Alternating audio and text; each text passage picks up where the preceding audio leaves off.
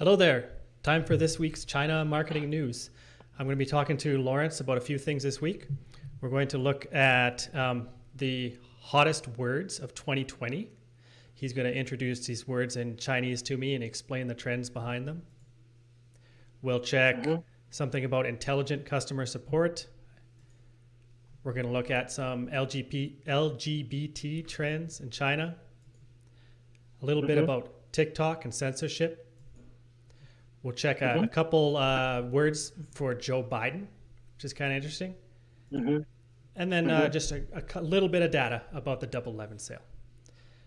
Now, before I talk to Lawrence here to get this started, I'll just remind you about some of the stuff that we published recently. We released these tips about rankings on Baidu. There was a great study that was published recently that gave us some new info on what's affecting the rankings for organic search on Baidu. I talked about it a little bit last week, and then we added some more information on our blog and YouTube during the week here.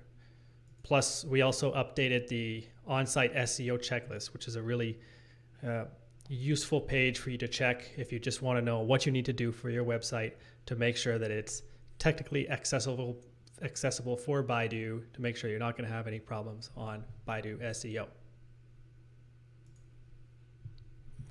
right, this one is something that we're probably going to spend a bit more time on here because I want to make sure that we learn all these words really well. I know some of these words and others that I don't. Each one of them has some Chinese characters and has opinion, and we're going to explain it in English too and the trends behind it.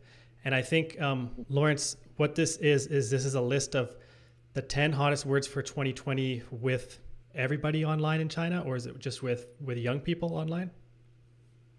I think majority will be talking about young people and people who just starting working as a workaholic.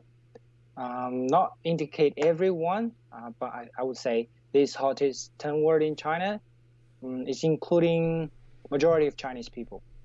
Okay, cool. First one. So the first one is called 双节棍. So, in China, we have the Bachelor's Day, which is 11th of November, which is 2 days ago. But actually, in this year, another people also indicate that the 1st of November also indicate the Bachelor's Day because it has 111 in there. So for this 双节棍, it indicates whoever just spent 2 Bachelor's Day and still being a bachelor. Okay, because gun means bachelor in this word, right? Yes, and the last word 棍 means bachelor, yes. And 双节 means that the 2 holidays. So they've gone past 2 holidays while being a bachelor. They're still a bachelor. Yes, from like 1st of November to the 11th of November, after being past 2 bachelor's days, still being bachelor. So this year we have special like 2 bachelor's days, but in the past only 11th is considered as bachelor's day. Yeah, but what's the significance of this? Like, is there something wrong with being a bachelor for 2 years or what? It's not something wrong. We're probably just getting fun of them. So a lot of people were just making fun. Oh, you're still a bachelor? I think this conversation is still going on between friends. Yeah, okay. So let's move on to the next one. The next one is the word we have discussed 2 weeks ago. It's called 打工人. So people who ever work in an office and you feel like you don't feel very impassioned, but you're still working very hard, you can call yourself a 打工人. So I think we'll just move to the next one. Hold on. So this is just 打工人 is what is the word for worker or laborer. That's how people are referring to themselves. But I wonder if maybe they're referring to themselves this way online because maybe they're indicating that they want to do something that they're more passionate about. Actually, I just saw this word yesterday from one of my friends' WeChat moments. And he just got the job and he calls himself as 打工人,打工魂. So for the second part the first part is 打工人 and second part is 打工魂. 魂 means soul.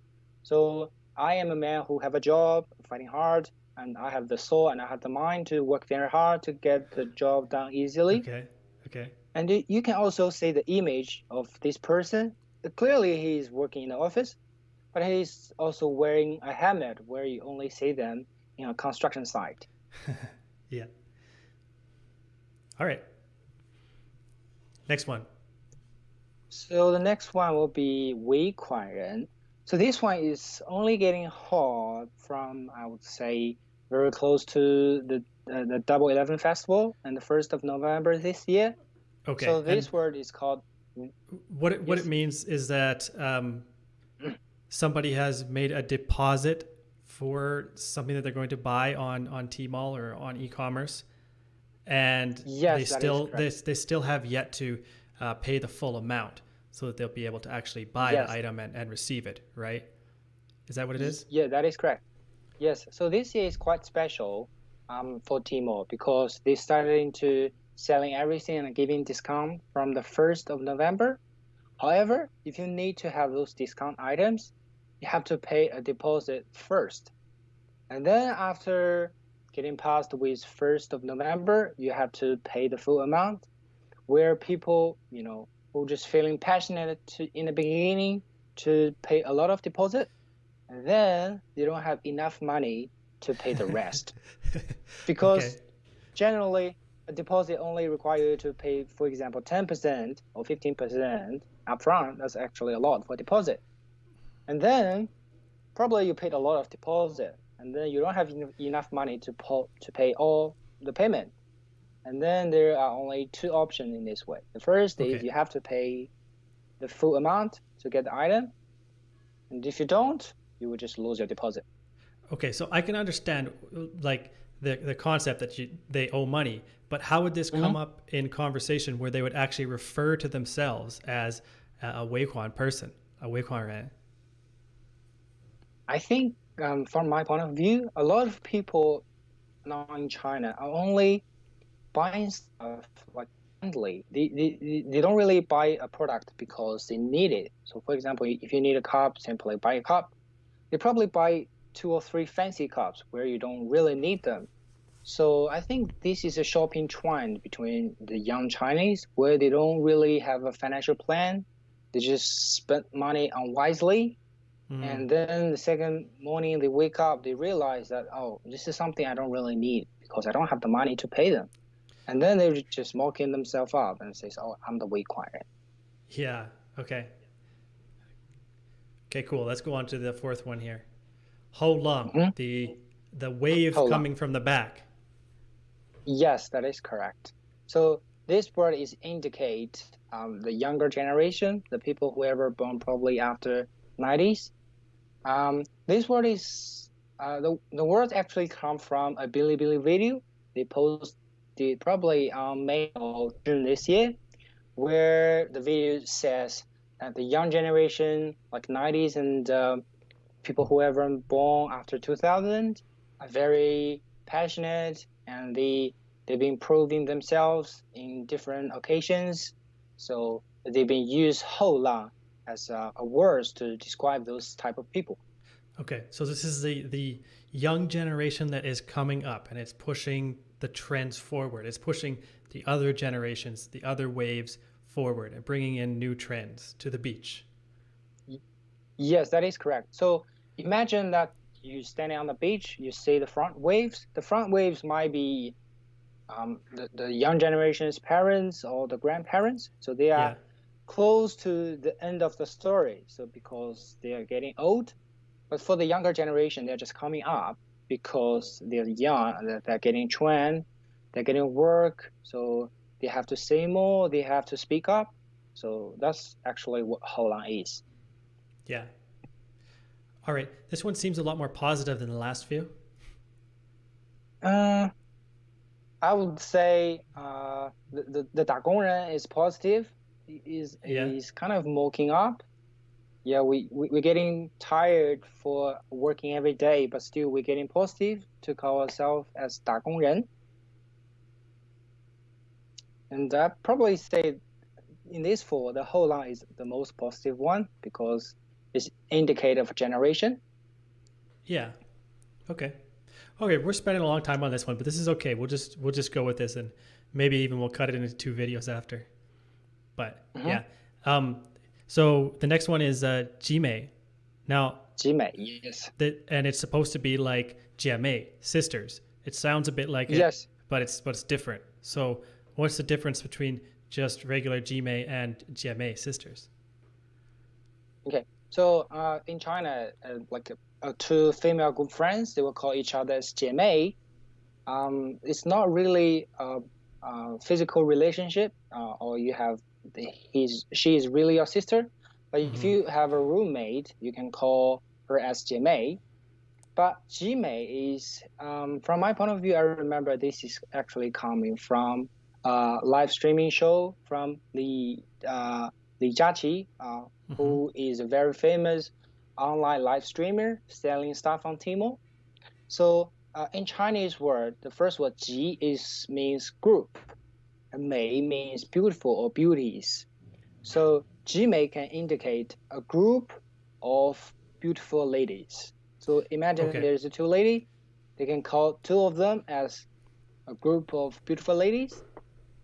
So it's a group of beautiful ladies that also are friends with each other? Yes. Okay. Even you may not be a friend, but you can still call her as 集美, indicate 姐妹. Okay. So in marketing language, like something that we're posting on Weibo, for example, would you say, would you refer to some shoppers that you want to attract as like 集美men? Yes, that is actually using wide on Weibo. Yeah. So this word is particularly hot when you're actually posting on Weibo or you send a moment. You are actually asking a lot of girls, young girls, to buy your stuff, or you just putting up a slogan. You can use 集美 instead of 姐妹. So getting yourself as a trendy one. Yeah. Okay, cool. Let's check the next one. So this, what I'm seeing here is Yun Jiankong. So this is like supervising from the cloud or supervising online. Yes, I would call it like online supervisors. Why is that? Why did this come up in 2020? Very, very hot. Okay, so back to probably February, all China is locked down where you can't really go out. And then the CCTV brought up this live streaming where you can watch online construction about Wuhan hospitals. They spent, I think, less than 14 days to build the hospitals. So the highest number, I believe, was like 20 million. So was it 20 million people watching the online construction of Wuhan hospital in their homes? Okay. And they also named a few like machines, even cameras. This camera 01, camera 02, they would just name as like an Emperor camera 01, something like that, to make fun of their lockdown time. Okay, so this isn't about like actual supervisors watching a work scenario from online. This is about people watching work, just regular people watching work being done online. Yeah. Okay. Yes. So while they're watching the online constructions, they're just giving a comment, says, "Oh, this is not right," but this is only trying to make fun of each other. So because they're just too bored at home. Sure. Like old men standing next to a construction site watching stuff get done. Yes. Cool. Okay. Next one here. Let's move to the next one. This one is 逆行者. This one is also popular with the COVID-19.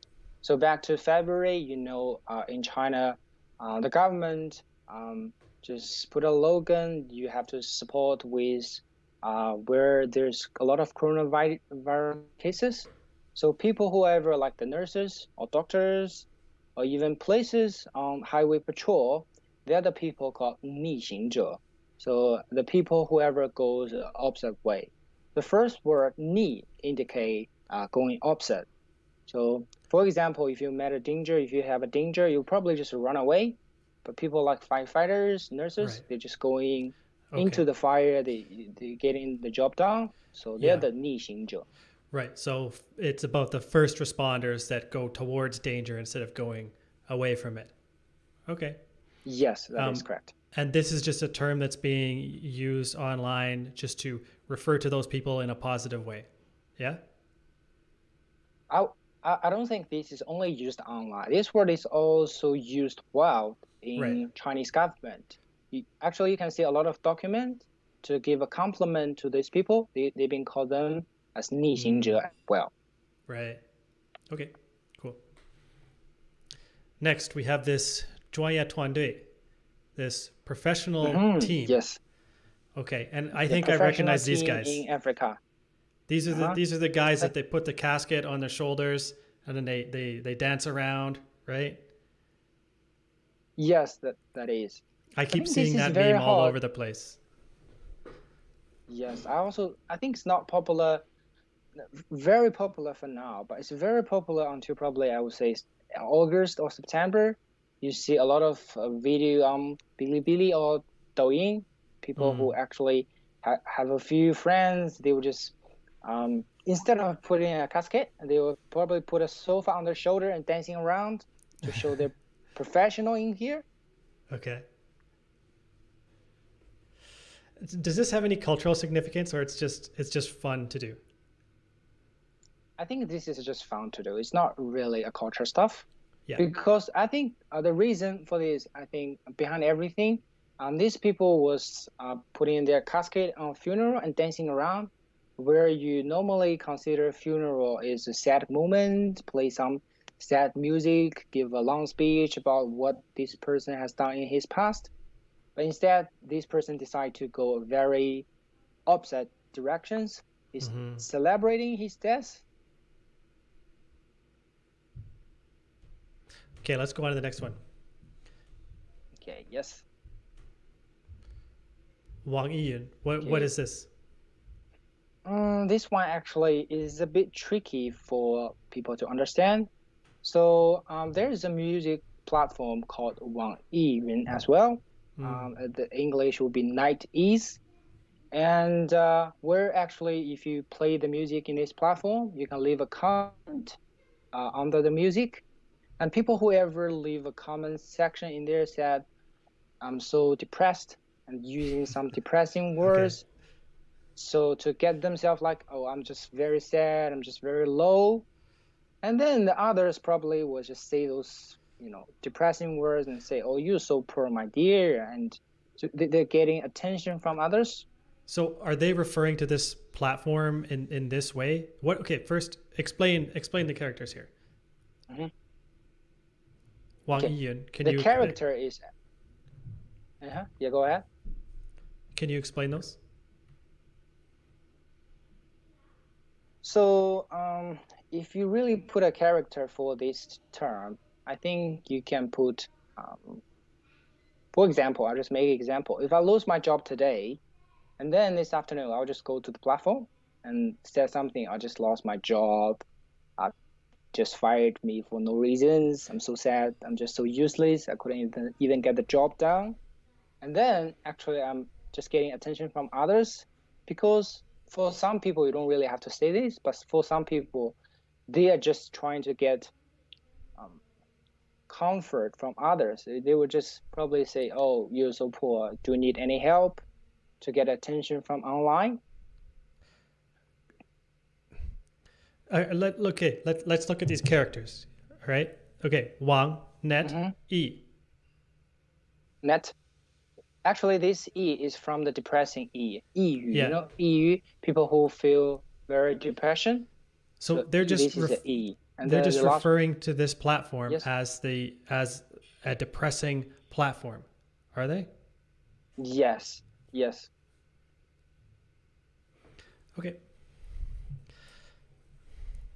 I don't really feel that one. I guess I'd have to use that platform to figure out why it's so depressing. I think probably you're just too positive, so you don't really feel the depression stuff. Maybe. All right, and then the last one here is the last one. 工具人. So this is like a Yes. tool person. Yes, so people who haven't been used as a tool, then you can call yourself as a 工具人. So where generally if you use a tool, whenever you need it, you just use it and then just put it away while you don't. and but you don't really treat people like that. So, but this is really happening in China. Mm. So people who might be needy, then they will just call them up, and if you don't, then you just put them away. So I Yeah. think for those type of people, you can call yourself as a 工具人. Is this related to Dagongren, a worker? Yes, actually, I think this is very popular in the office. And also, I think I see a few of my friends use this word to indicate in a relationship. So, like, okay, she only needs she only needs me whenever she has to pay a bill. I'm Yeah. the 工具人 to pay her bill. And when she doesn't, she don't even call me for a dinner, but she only call me to pay the bills or Okay. buy Okay. stuff. So it's more like in reference to being a tool person in personal life or work or anywhere. Yes, this can be Yeah. used both in online or offline, in a relationship or Yeah. even in the office. Yeah. All right. Cool. So these are the 10 hot words of this year, apparently. All right. So Yes, this that wraps up this one. go ahead. Sorry. Let's move on to the next one. So the next ones are going to be a bit shorter. We'll take just a couple of minutes with each of them, I think. Mm-hmm. This is one that you showed me, Lawrence, and it's about intelligent customer service, right? But what is it? Yes. So actually, the intelligent customers is quite different. So where people saying customer support, they only say they call up someone, then customer support will take the call. But for now, with intelligent and big data and cloud calculations, this intelligent customer can respond as a real person who know a lot of the industry. I think this can really help with the human resources and increase increase responses rate. So sometimes if you call up a customer support, you have to wait a long time, and they probably may even answer your questions. But with the intelligent customer support, you can get the call within probably a very short period of time. Then they will answer your question very professionally because Okay. you know everything. They're getting smarter every day. Yeah. So is this saying that there's a trend towards more intelligent customer support? Yes, because Okay. it really helps with cutting the expenses hire people. Okay, so this is a management trend. When I first saw this word, intelligent customer support, I thought this was going to be about like those customer support bots. No, not really. I think it's more management side where you only paid probably some money to guide the intelligent customer support installed for your product or your services, and then you don't really have to hire so many people to do the customer support.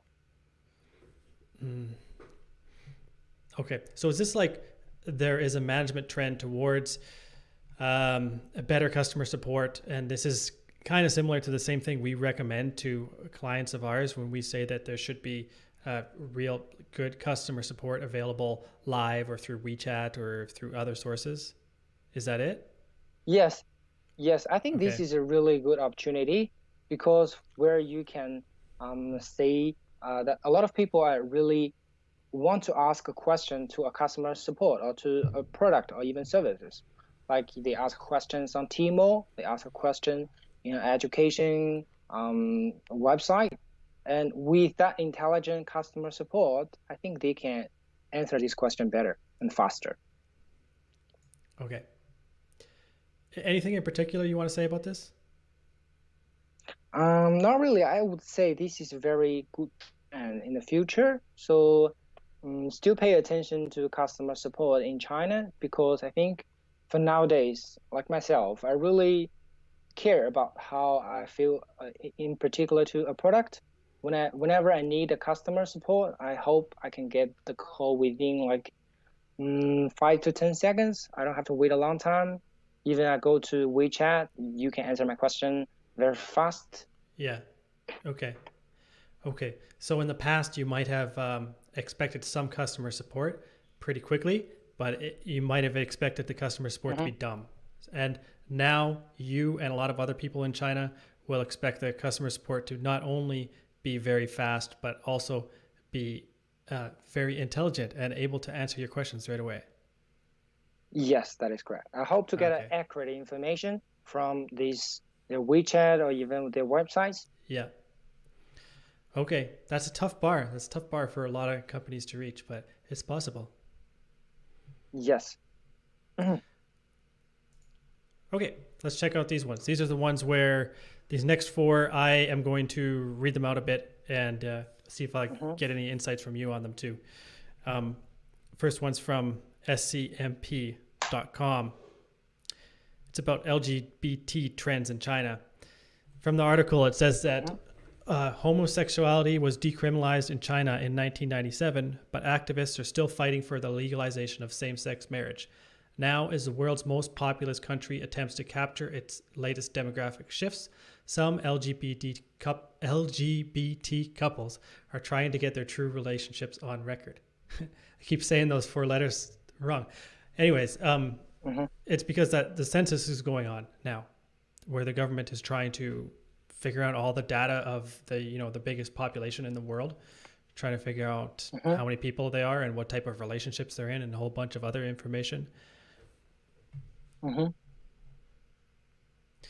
The article also says, while it remains difficult to come out in China, where many LGBT people refer to their romantic partners as roommates or friends, activists say there is a growing acceptance of gay couples. But the system hasn't kept up with the times. Yeah, so it's just that as the census takers come around, the lesbian couples, gay couples, etc., they are trying to get the census takers to mark down that they are actually a couple, not just roommates or something else. Because if they can do that, then when the census data comes out, more people will be aware of how many LGBT couples there are in China, and it will help build acceptance, I think. I don't really get in this news, but this one thing I know that I can share to others is in China, we have a little registration book called 户口本, where you don't see this stuff in all over the other countries. So in this 户口本, you have to have the house owners. So for example, in my family, my father will be the house owner and the registration book owner. My mother will be the owner's wife, and I will be the owner's son. So let's indicate the whole family relationships.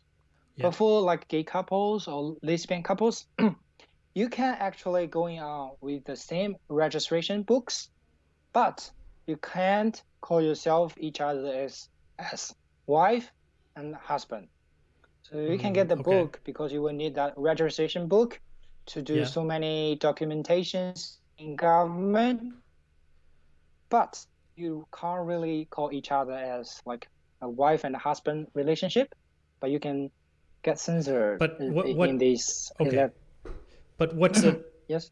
But so what? What besides the cultural aspect of that, is that a legal problem for people if they can't mark each other down as wife or husband? Probably that would relate to others, but I think there's one thing we'll have to do with is your child's birth. For example, for lesbian couples and the gay couples, if they have a child, it would be really hard to call both lesbian parents as father and mother because you can't mark each other as like father and mothers in a registration book. Okay, so you can't mark yourself as mother and mother either. Yes, because there will be only a mother, and you can't call another one as mother because there's no relationship between the parents of the child. Okay, so and that stuff you're talking about with the hukou, that doesn't have a direct relationship with this census that we're talking about here, right? You're just talking about after the census, maybe the next steps that could happen in China could be that there could be gay marriage allowed, and they could be able to properly record themselves on the hukou and have the right type of legal rights and rights with their children. Is that right? Is that what you're saying? Yes. So Okay. I'm just sharing the news I have learned so far. But for this news, I would really appreciate that the government could count the LGBT couples into the whole national census. Yeah. And I really hope so. Okay. It does sound like that's what's happening, at least with the census takers. And later on, we'll see the reports and the data, and that'll be interesting to see how it looks. Yes. Okay. Here's a quick one. To the next one. From businessinsider.com. It says here, a TikTok executive admitted that the video sharing app censored content likely to anger China in the past, but insisted that is no longer the case. This is just a follow-up on some stuff we talked about before when it was suspected that TikTok was censoring information from that angered China. And, you know, TikTok is not Douyin. Douyin is the one in China. TikTok is the one outside of China. So people think that TikTok should not be censoring things outside of China, right? It shouldn't be censoring things for China outside of China. That's the general opinion. And TikTok would say, no, we're not doing it. But they have admitted to that now. And now they say they're not doing it anymore. But who knows? It's really hard for me to believe it. It seems like you were saying, I mean, the TikTok was saying, oh, we're not really doing that. Then they admit, oh, we did it. And then they say, oh, we're not doing it anymore. I mean, who knows? Yeah, from a Chinese perspective, I think those things are happening again and again. So whenever they promise we will not doing this anymore, after probably a year or two, they will just say, oh, we did it for a short period of time. Right. And then they'll say they're not doing it anymore. Yes, okay. just like a cycle that's going again and again, never end. Yeah, the battle for censorship goes on.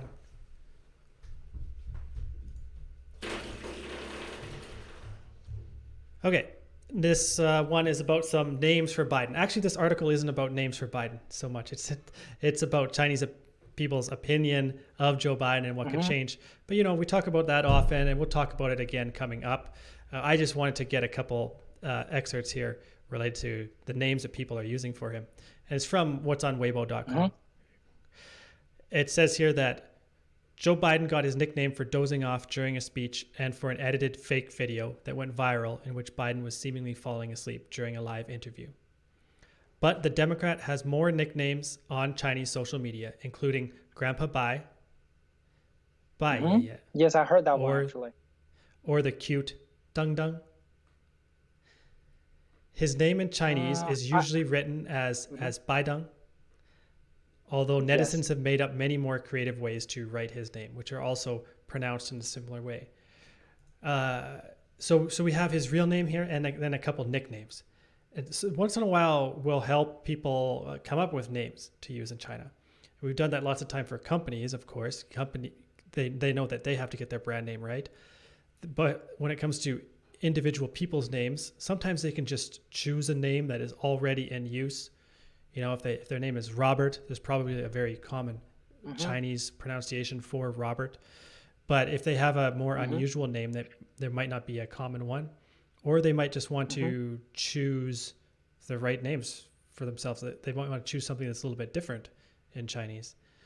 So let's look at these nicknames first. So Bai Yaya and Deng Deng, what do you think about those ones? I think Bai is probably from Beijing.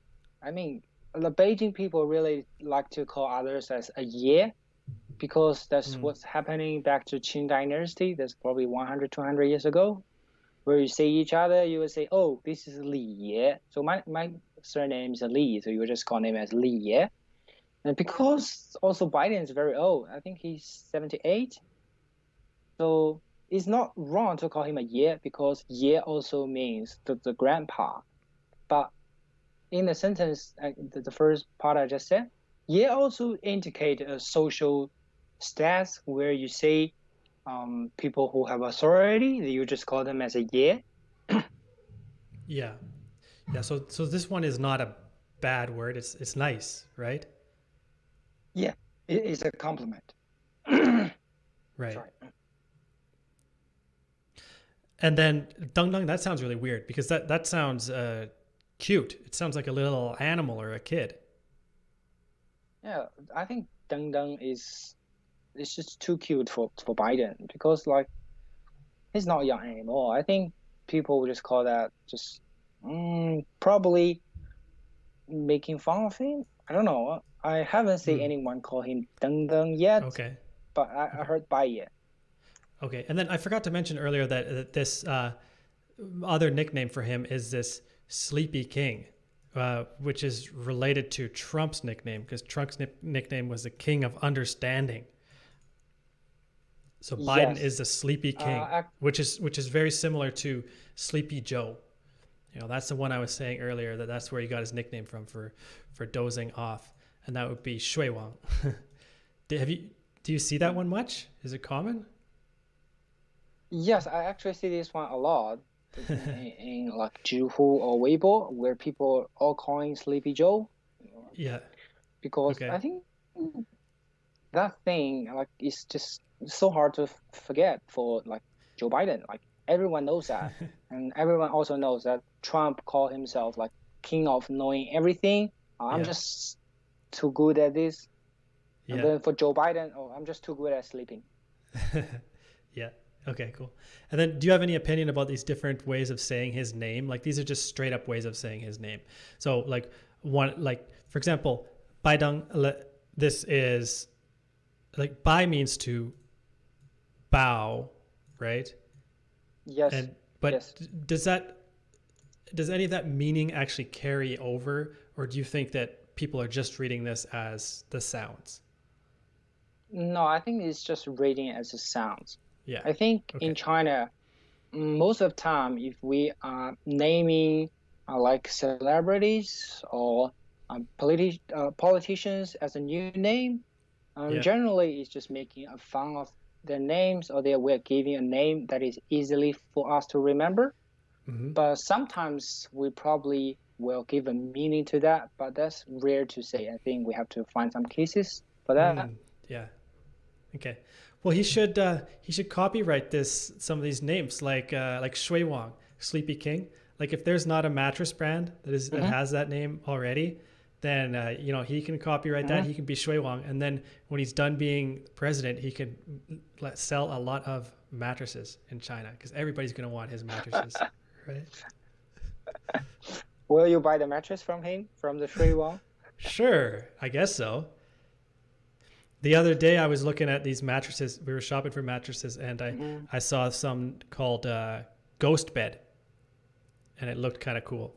It was called Ghost Bed, but my wife, she's Chinese. She saw that name. She was like, no way would we consider a mattress with a ghost in it. That's not lucky at all. But Shui Wang, that's a good one.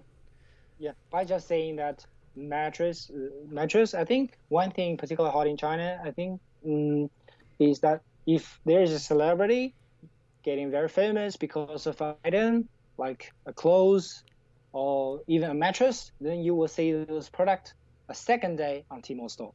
So probably if really Joe Biden registered a brand called like a Shui Wang and selling mattress, then I believe just second day you will see those mattress on Tmall. Yeah. Okay. So that's pretty much it. I'm just going to make a note about Singles Day here because we're going to talk a bit more about it next week. I think next week we'll look at a couple examples of some cool sales or campaigns from Singles Day. Yes. But let's just look at the sales number. It looks like Alibaba sold $74 billion worth of goods on that day, on these few days from November 1st to November 11th. And that's an increase of 26% over last year. That's a lot, $74 billion US dollars. That's a lot of money. Next week, we'll check that out. We'll check out a couple of the sales that were on there. So we're going to wrap it up for today. If you're watching this on YouTube, give us a subscribe or like, or just send us an email, communicate with us Let us know what it is you want to see in these upcoming episodes. Thanks a lot. See you later. See you. Bye bye.